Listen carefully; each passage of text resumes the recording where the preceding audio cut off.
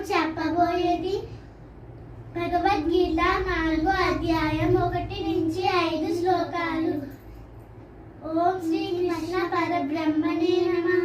శ్రీమద్ భగవద్గీత అథ చతుర్థోధ్యాయః. జ్ఞానకర్మ సన్యాస యోగః.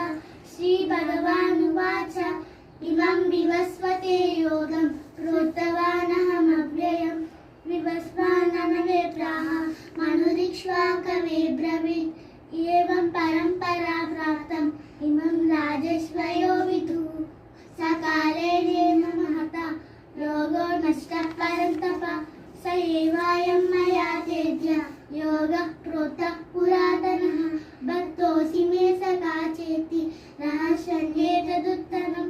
అర్జున ఉవాచ అపరం భవతో జన్మ పరం జన్మ వివస్వతః కథమేతద్ విజానీయ ప్రమాదౌ ప్రోక్తవానితి.